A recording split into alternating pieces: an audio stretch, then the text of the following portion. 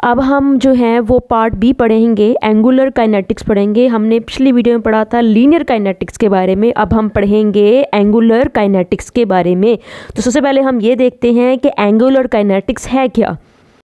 Angular kinetics क्या है कि studies the forces responsible for rotational movements of the human body और sports equipments.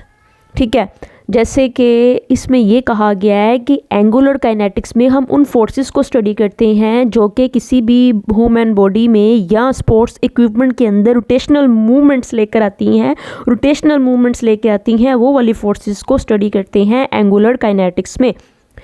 अब आप ये सोच रहे होंगे कि स्पोर्ट्स इक्विपमेंट के अंदर रोटेशनल मूवमेंट्स कैसे आती है, जैसे कि जब कोई टेनिस में स्मैश करता है तो उसका जो ट्रंक होता है वो रोटेट होता है, शोल्डर रोटेशन होती है जिससे कि वो स्मैश करता है।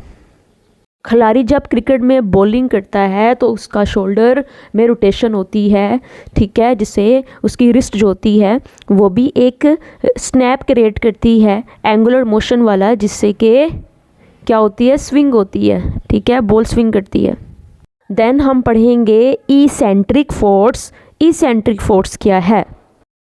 Eccentric muscle contraction occurs when a muscle lengthens while still producing force.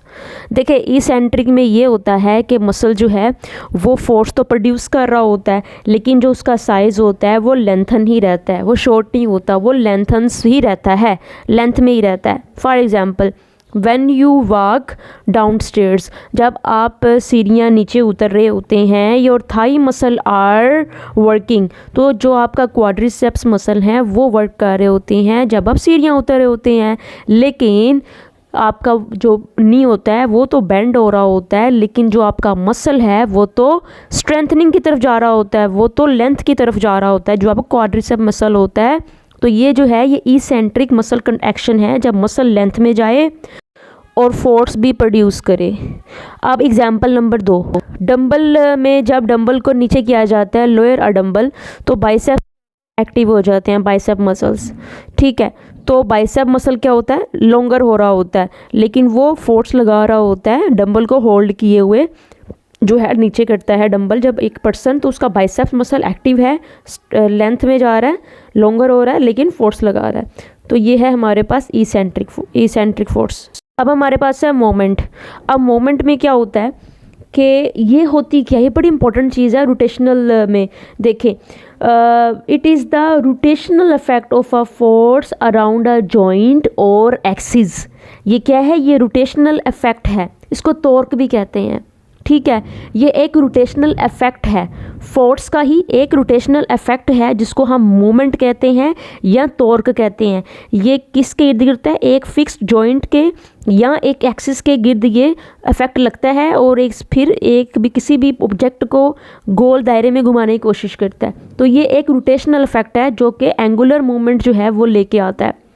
अब टॉर्क जो होता है ना, ये जो मूवमेंट है, इसका फार्मूला होता है फोर्स मल्टीप्लाई मूवमेंट आर्म या डिस्टेंस फ्रॉम द जॉइंट है।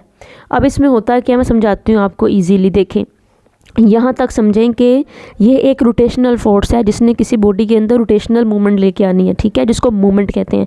अब ये मूवमेंट जो है, इसका मैंने फार्मूला बताया कि फोर्स को अगर हम मल्टीप्लाई करेंगे मूवमेंट आर्म से, अब मूवमेंट आर्म क्या होता है, डिस्टेंस फ्रॉम द जॉइंट, उसको हम मूवमेंट आर्म कहते हैं।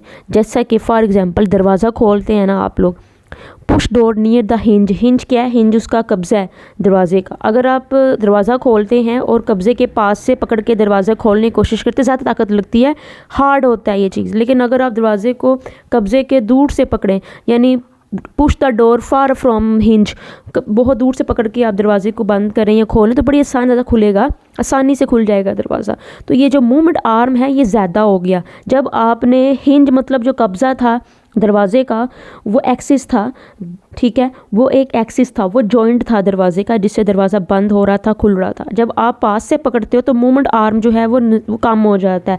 मूवमेंट आर्म क्या होता है, जिस जगह पे फोर्स लग रही होती है उस जगह से डिस्टेंस जो होता है जॉइंट का, वो मूवमेंट आर्म होता है। फोर्स से लेकर जहाँ तक जॉइंट है वहाँ तक का डिस्टेंस मूवमेंट आर्म। आप मूवमेंट आर्म बढ़ा देंगे तो फोर्स कम लगेगी। अगर आप मूवमेंट आर्म शॉर्ट कर देंगे उस जॉइंट के या उस हिंज के पास से पकड़ेंगे तो उस एक्सिस के पास से ज़ोर लगाएंगे, ज़्यादा ज़ोर लगेगा। मूवमेंट आर्म बढ़ा दें, जो है क्या होएगा, ज़ोर कम लगेगा। तो जो टॉर्क होता है, मूवमेंट होता है, वो फोर्स और मूवमेंट आर्म के मल्टीप्लाई कर देंगे, तो ये इसका फार्मूला होता है। आई होप कि आपको समझ आ रही है। अच्छा, रिजल्टेंट मूवमेंट अब हम पढ़ेंगे, ठीक है।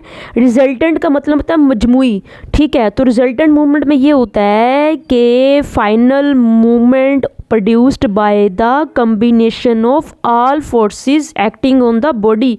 आपको पता है जब कोई बॉडी हरकत कर रही होती है तो उसके ऊपर कई फोर्सेस रिएक्ट कर रही होती हैं, जैसे कि मसल फोर्स उसके ऊपर रिएक्ट करती है, ग्रेविटी की फोर्स करती है, ग्राउंड रिएक्शन उसके ऊपर अपना इम्पैक्ट करता है, फ्रिक्शन अपना इम्पैक्ट कर रही होती है, एयर रेजिस्टेंस अब समटाइम अपना इम्पैक्ट कर रही होती है। तो एक बॉडी के ऊपर कितनी ही फोर्सेस रिएक्ट कर रही होती हैं। तो ये जो कंबाइन इफेक्ट होता है फोर्सेस का, इसको हम रिजल्टेंट मूवमेंट कहते हैं। लेकिन याद रखिएगा, फिर मैं आपसे एक सवाल करती हूँ, जब इतनी फोर्सेस रिएक्ट कर रही होती हैं तो बॉडी फिर भी किसी एक डायरेक्शन में क्यों जाती है? इसका मतलब ये हुआ कि कोई एक फोर्स जब जीत जाती है, जो ज़्यादा ज़ोर से लग रही होती है, उसी की डायरेक्शन पे बॉडी मूव करेगी, उसी की बात मानेगी। फॉर एग्जांपल देखें एक बात और समझें कि ये यूनिट होता है ना, मूवमेंट का यूनिट, वो होता है NM, न्यूटन मीटर। समझ आ गई? अब ये न्यूटन मीटर है, ये यूनिट ऑफ मूवमेंट है। तो अगर एक मसल है वो डंबल उठा रहा है, डंबल उठाते हुए मसल का जो न्यूटन मीटर है वो NM 30 NM है, लेकिन जो वेट है उसका जो मूवमेंट है वो 10 NM है। तो क्या होएगा, मसल जो वेट है वो नीचे को फोर्स लगाएगा, मसल जो है वो ऊपर को फोर्स लगाएगा। तो ज़्यादा NM किसके पास है? मसल के पास। इसलिए मसल जो है उसकी डायरेक्शन में जो डंबल है वो मूव करेगा। तो इस तरह से अब हम ये देखते हैं कि रिजल्टेंट मूवमेंट यही होती है कि किसी ऑब्जेक्ट के ऊपर ऑल फोर्सेस होती हैं वो एक्ट कर रही होती हैं, लेकिन जो मजमूई कम्बिनेशन इफेक्ट निकलता है तमाम फोर्सेस का, जो अपना मूवमेंट बना रही होती हैं, जो एक्ट कर रही होती हैं, उनका जो कंबाइन इफेक्ट निकलता है उसको रिजल्टेंट मूवमेंट कहते हैं, combine effect of all forces, ठीक है। तो अब हम आगे पढ़ते हैं इक्विलिब्रियम। इक्विलिब्रियम तब बनता है जब किसी जिस्म पर लगने वाली तमाम फोर्सेस और मूवमेंट्स का मजमुआ सिफर हो, तो वो जो बॉडी होती है वो इक्विलिब्रियम में आ जाती है, ठीक है। आप इंग्लिश में हम कहेंगे equilibrium occurs when all forces acting on the body are balanced.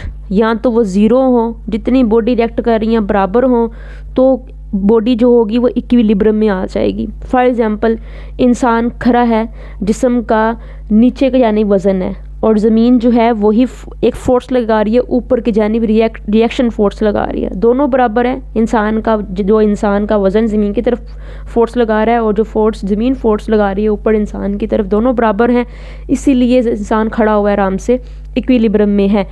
तो जो इक्विलिब्रियम होता है वो तब होता है जब फोर्स, मोमेंटम सब कुछ ज़ीरो हो, सिफर हो, बराबर हो, तब ही इक्विलिब्रियम में कोई बॉडी होती है। अब समझ आई होप आपको आ चुकी है। जिमनास्ट है होल्डिंग अ पोज, जिमनास्ट एक पोज को होल्ड किए हुए है, वो इक्विलिब्रियम में है। वेट लिफ्टर होल्डिंग बार ओवरहेड, वेट लिफ्टर है वो एक जो है वेट उठाए हुए है अपने सर के ऊपर की तरफ, जिस तरह वेट लिफ्टर उठाते हैं, तो वो इक्विलिब्रियम में है। जितनी फोर्स लग रही है उसको उतनी फोर्स वो लगा रहा है, तो वो उसको थामे हुए है, सेम फोर्स लगा रहा है, तो इक्विलिब्रियम में है। तो equilibrium, this is the equilibrium, okay. उसके बाद हमारे पास लीवर्स आते हैं। लीवर्स के लिए आप ये वाली वीडियो देखें, मैंने डिटेल के साथ समझाया है, इसमें एक एक पॉइंट समझाया है लीवर्स के बारे में इसके अंदर। नेक्स्ट हमारे पास आती है centre of gravity. Centre of gravity is the point where the entire weight of the body is concentrated. यानी कोई एक ऐसा पॉइंट से पूरी बॉडी का जो वेट है उसका वो मरकज़ है, वहाँ पे आप अगर बॉडी को बैलेंस करें, बड़ी आसानी से पूरी बॉडी को बैलेंस कर सकते हैं अगर आप उस पॉइंट को कंट्रोल कर ले, बैलेंस कर लें। अब सेंटर ऑफ ग्रेविटी चेंज होता है जैसे बॉडी पोजीशन चेंज करती है, ठीक हो गया। जब एक स्प्रिंटर होता है, जैसे ही वो स्टार्ट लेता है दौड़ का, तो वो थोड़ा सा जो है वो लीन हो जाता है, थोड़ा सा झुक जाता है स्टार्ट में, ताकि वो स्टार्ट फास्ट ले सके। और सेंटर ऑफ ग्रेविटी उसका कंट्रोल अच्छे से बैलेंस के साथ वो आगे बढ़ सके। थोड़ा सा बेंड हो जाता है, जितना लोअर होगी बॉडी ज़मीन की तरफ उतना कम सेंटर ऑफ ग्रेविटी होएगी। जितनी लोअर सेंटर ऑफ ग्रेविटी होगी उतनी स्टेबिलिटी मोर ज़्यादा हो जाएगी। ठीक हो गया। अब हम आगे अब हम पढ़ते हैं एंगुलर मोमेंटम के बारे में। Angular momentum is the amount of rotational motion in a body. ठीक है, जो एक total amount of rotational motion होती है एक बॉडी में, उसको हम एंगुलर मोमेंटम कहते हैं। Angular momentum remains constant unless an external force act है। ठीक हो गया। जैसे जिमनास्ट जो है वो रोटेशन करता है ड्यूरिंग फ्लिप्स, तो वो एक एंगुलर मोमेंटम है। अब हम आगे बढ़ते हैं और पढ़ते हैं सेंट्रीपिटल और सेंट्रीफ्यूगल फोर्सेस। सेंट्रीपिटल फोर्सेस जो हैं वो एक्ट टुवार्ड्स द सेंटर, हमेशा जो है वो सेंटर की तरफ खींचती हैं किसी भी ऑब्जेक्ट को। कोई ऑब्जेक्ट दायरे में अगर घूम रहा है तो सेंट्रीपिटल फोर्स उसको दायरे की जानिब खींचेगी, अंदर की जानिब खींच के रखती है, और keeps object moving in circular path, और उसको सर्कुलर पाथ में मूव करते हुए रखती है, उसको बाहर की तरफ नहीं जाने, दायरे से बाहर जाने नहीं देती। इसको हम सेंट्रीपिटल फोर्स कहते हैं। जैसे रनिंग है और एक एथलीट जो है वो कर्व्ड ट्रैक में भाग रहा है, तो जो वो भाग रहा है तो सेंट्रीपिटल फोर्स उसको थामे हुए है, गोल गोल घुमाने में हेल्प कर रही है उसको। हमर थ्रो जो है, जब हमर थ्रो करने के लिए गोल गोल घूमता है तो सेंट्रीपिटल फोर्स जो है वो हमर को दायरे की अंदर की जानिब खींचने की कोशिश करती है और स्टेबिलिटी फ्राइम करती है एंगुलर मूवमेंट के लिए। उसके बाद सेंट्रीफ्यूगल फोर्स है। सेंट्रीफ्यूगल फोर्स जो होती है एक्ट अवे फ्रॉम सेंटर, ये हमेशा बाहर की तरफ ऑब्जेक्ट को धकेलने की कोशिश करती है सेंटर से। ठीक है, जब कोई बंदा फास्ट रोटेशन कर रहा होता है वो इसको महसूस करते से वो बाहर की तरफ धकेला जा रहा है। जब वो गोल गोल घूमने की कोशिश करेगा कोई ऑब्जेक्ट, जैसे कार जो है वो गोल घूमती है, कोई ऐसा कर्व्ड पाथ है और कार को गोल जो है वो ड्राइव करना पड़ा है, तो कार को फील होता है कार में बैठे हुए पैसेंजर्स को जैसे वो बाहर की तरफ धकेले जा रहे हैं। तो जब कोई फोर्स आउटवर्ड पुश करे वो सेंट्रीफ्यूगल होती है। जब कोई चीज़, कोई भी ऑब्जेक्ट दायरे में हरकत करता है और जो फोर्स उसको अंदर की जानिब खींच के रखती है वो सेंट्रीपिटल फोर्स होती है, और जो फोर्स को बाहर की तरफ धकेलती है वो सेंट्रीफ्यूगल फोर्स होती है। ये दो फोर्सेस हैं जो आपने याद रखना, सेंट्रीपिटल, सेंट्रीफ्यूगल।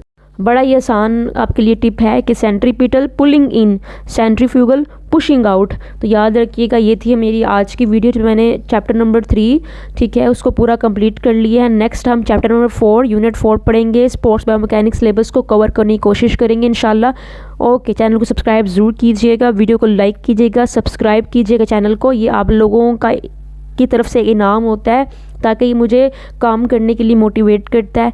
ओके जी।